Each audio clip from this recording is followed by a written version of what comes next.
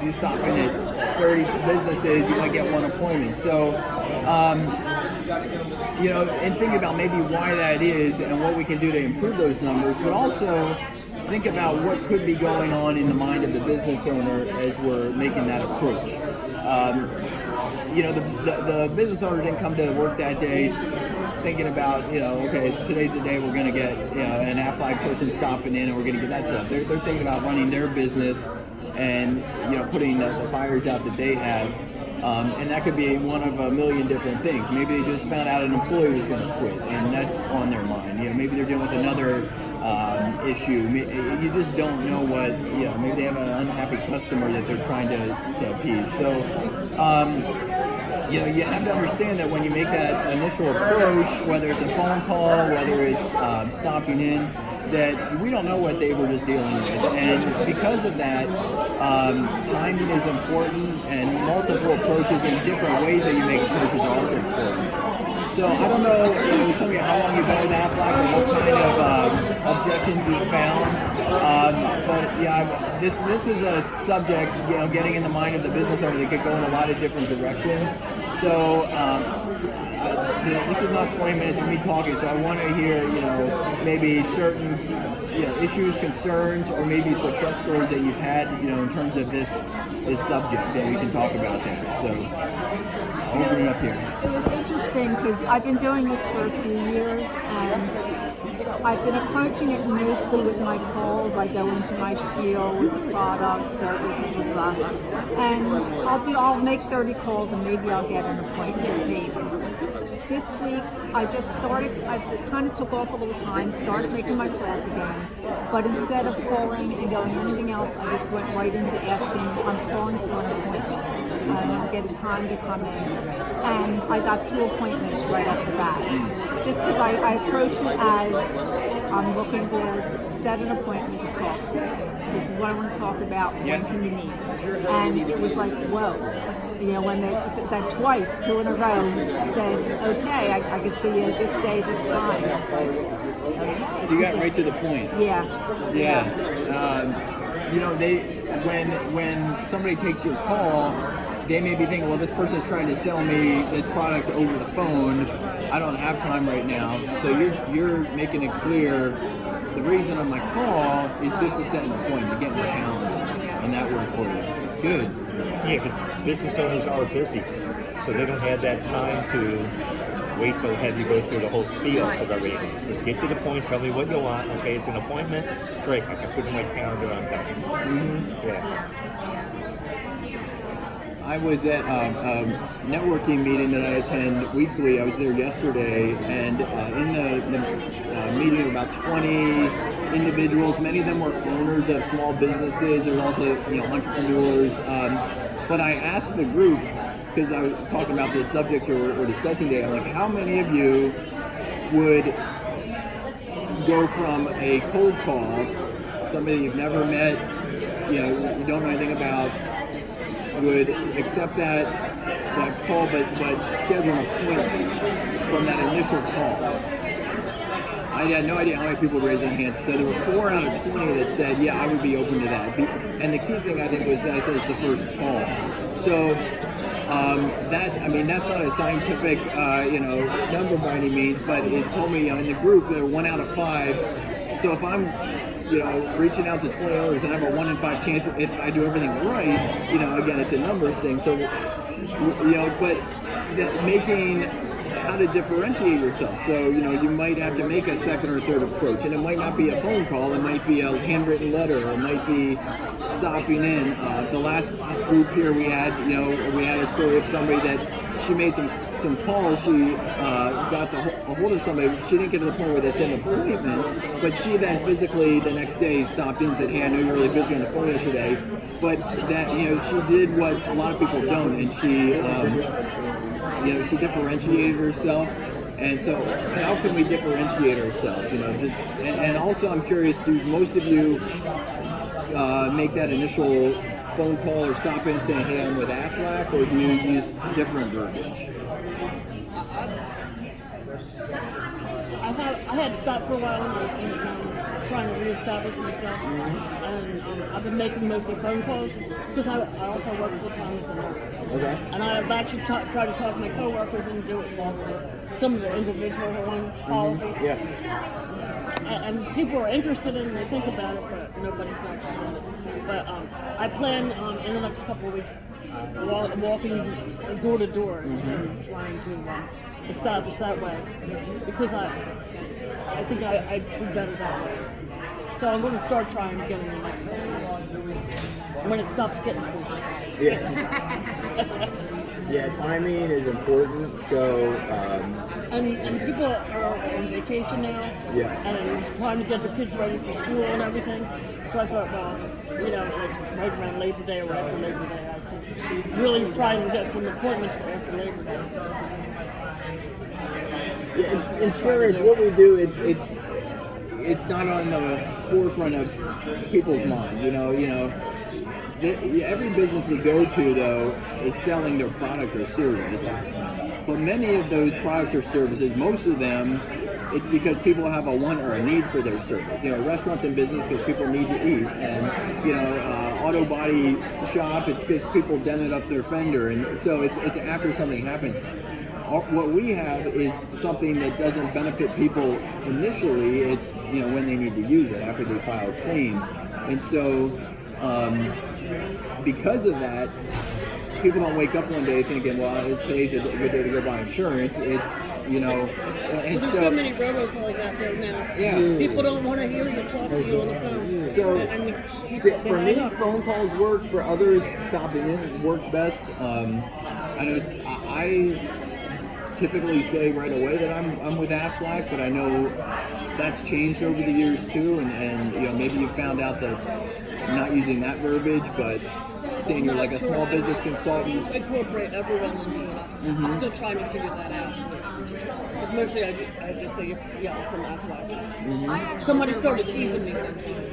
I just actually go right in with Aflac. I never dropped Aflac. Yeah. I incorporated Everwell for a while, but I just stick with Aflac.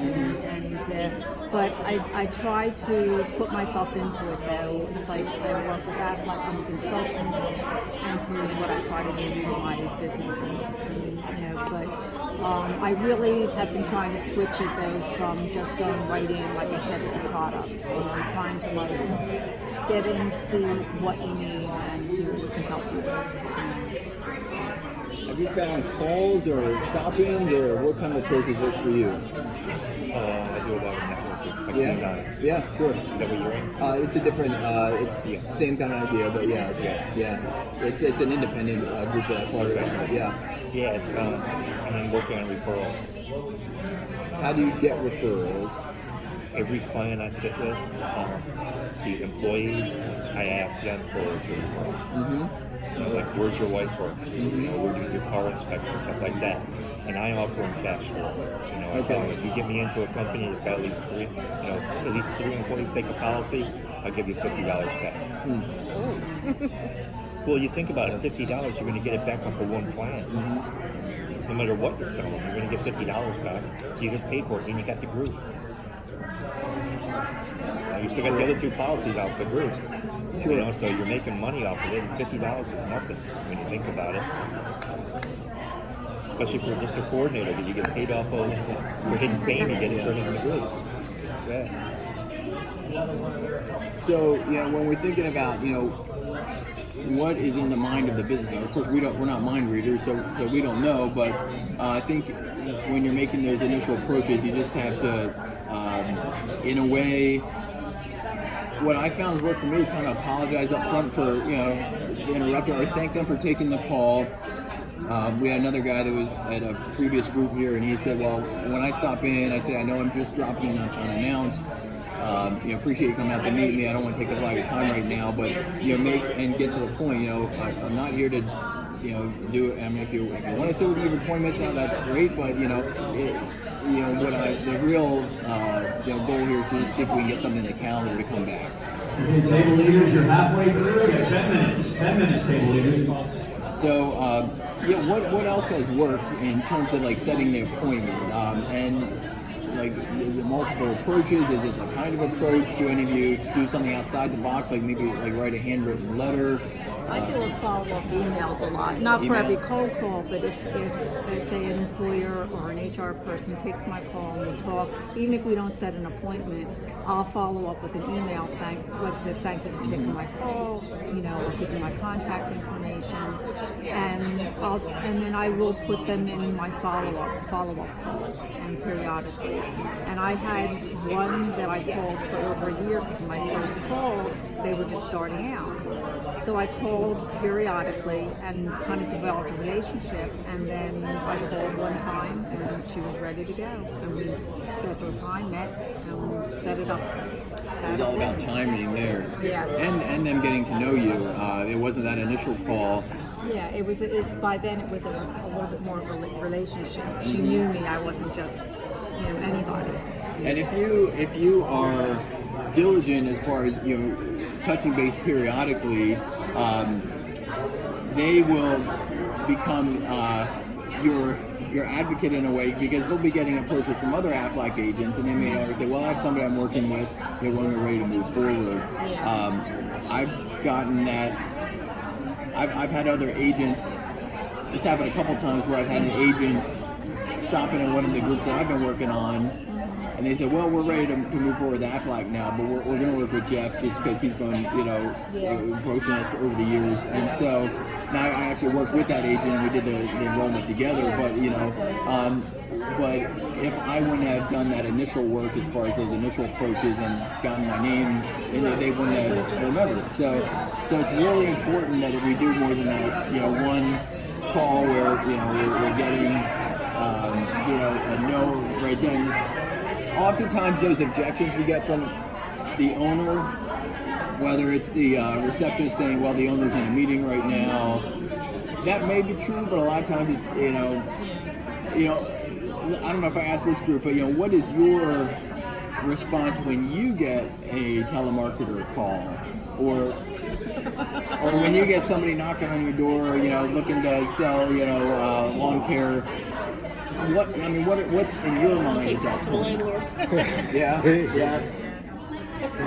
So, when we think about, well, the owner already might be thinking, well, no, I'm not, I don't want to set an appointment here, but, so just keep that in mind, but, also differentiate yourself, because people that we approach have had prior experiences, in most cases, with Aflac. It's rare that you talk to an owner or an HR person and they say, well, we've never talked to anybody from Aflac before, right? We have such a well-known brand that's a good thing. It's also a bad thing, in terms of, everybody associates an experience they had with Aflac, and it might be, well, you're the millionth Aflac person to call me, but maybe it's a good experience. Maybe they said, well, my sister had cancer and Aflac was really there for her, and I know what your company does, it's just important to really be thinking. I've actually had that both ways. I've had some good experience where they've had people that have really helped. I've had a couple. I had one that was a stop-in, and as soon as I said, she came out with a smile. As soon as I said Aflac, she's like, no, we had to throw somebody out of here from Aflac. And I'm just like, I understand, it's like, so I've had to go both ways. But I'm sure someone that was just being a little too aggressive going in. And that's my feeling too, is that maybe they're trying to protect their employees from an aggressive salesperson, and they just don't want to tell you that to your face. And well, I think you're going to twist the arms of all my people, and I don't want to put them in that situation. So it's those unsaid things where as we build that relationship and we're uncovering some things, and if they're good enough to share with you, well, this was my experience, they're probably not ready to set the appointment with you then, but if you stay in touch and they see that you're different, it could lead to a different result down the road. Not always, but you never know. Yeah, who else has some thoughts? Again, a lot of different directions. Actually, had an employer, he was kind of worried about being too aggressive with his employees. So I told him, look, before we start the enrollment, you tell me what you're comfortable your employees purchasing. You know, is it 2 policies, 3 policies, you know, no more than 3? He goes, that sounds like a good idea. That way they're getting something, but at one sit down they can only get, the max they can get is 3 policies. Because you get those people that, oh, I want everything. And you know they can't afford it. Yeah. So he set it right up. He goes, you can sell them 3 policies. If they want more than that, they got to wait till the next year to get it. You know, when we give them a pay By raise so then they you'll can know afford how it. much. Yeah, it just worked out really good, you know. And I had one girl that wanted 4 policies right at the bat, and he goes, you know what? She can afford it. She works like extra hours all the time. Yeah. She can handle that. Her husband's got a great job. She's doing this more to supplement their income, even though she's working all these extra hours. He goes, she can well afford it. Don't worry about her. But he was worried about the employees coming to him and then having to cancel policies and then pay for it back then. Interesting. So that worked good. He just set it up that way right off the bat. And I think he also probably appreciated you having that discussion before the enrollment. Right. Just so he could see, well, you're not going to just try to max out everybody, Exactly. but it's, you know, Yeah, As we make it about them. I tell them, look, I sell a little different than other people. I try to find out what they need, you know, by asking them the questions. I said, so I don't want to oversell them. Yeah, I can make them, and I tell people, like, if they want life insurance, I tell them, I ask them, the first thing I ask them is, where do you get your house insurance and where do you get your car insurance? Mm-hmm. I say, and how much do you want? If they say over 100,000, I steer them towards State Farm or Allstate. That's who they got, nationwide. And they can get life insurance cheaper by bundling it. I said, I'll sell it to them and I can make the money off of you, but I'd rather have you get something you can afford and you're going to get better life insurance. I go, so very competitive, less than 100,000, over 100,000, you can save a lot of money by going to somebody else. And you tell them that up front and they appreciate it. Oh yeah, that builds trust. Right, that you're not just trying to make money off of them. And similar, I know the topic is employer, but I'm happy to talk about employees. You know, when we're having that initial discussion, I usually tell people, you know, if I'm meeting a new employee at a group, most, you know, when people participate in AFAC, they usually pick between 1 to 3 plans, and like put that expectation out there. It also tells people that usually they pick 1 plan, and as an agent, we can recommend, well, if they don't have any disability, that's, you know, if their income is important, that's probably the best thing to start with. So just making those kinds of recommendations, and really being, looking out for their needs instead of, you know, seeing how much they can sell. Yeah. Absolutely. That's important. Yeah. I either use them like one or 2 plans, or I tell them, you know, it's usually about 1 hour's pay per week. Yeah. You know, so $10, you know, that's an accident, and if you're only making $10 an hour, you can get them a cheap disability plan, you know, and the accident plan, like level 2, and it's going to be like $10, $11, so it's right at that $1 a week. Yeah. And then you joke with them, you know, you probably spend more than that at Wawa for lunch. That's what, except for where I'm around, it's Sheets. But yeah. And I like Sheets better. Yeah. Sheets. Oh yeah, Sheets is great. I use that hot dogs for $1, they can't beat it. I mean, people are in, if you're in Lancaster or West, it's Sheets, but Lancaster's like the cutoff spot. Yeah, or Reading. Or Reading, yeah. Because their headquarters is Reading. I've never heard of it. Oh yeah. No, They're at Wilkes-Barre Scranton. They're just like a Wawa, but they make the food to order. It's not like the hot dogs pre-made up in the front. You go in there and have a screen. But you're saying when we're talking to the employees about how much is going to cost.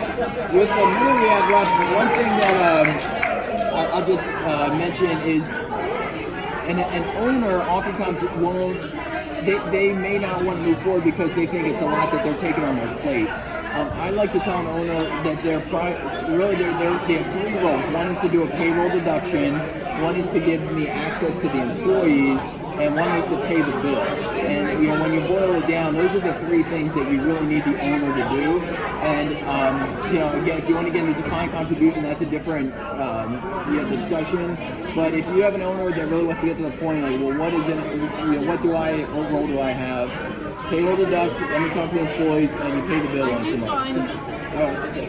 I do find that I think that is a concern when you first go into, because they think that it's going to be all involved. Yeah. What am I don't need to take any more on my plate. So that's a good point. I actually had one with one of the interns last week, and the guy kept saying, well, what's it going to cost you? And I go, well, you can do it 1 of 3 ways. It can cost you like $5 for an accident plan every week, or per employee, or it doesn't cost you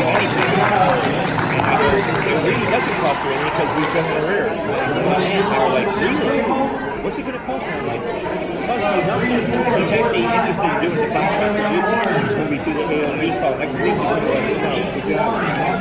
Well, I hope you guys have the car too. All right, you guys have fun. Nice to meet you.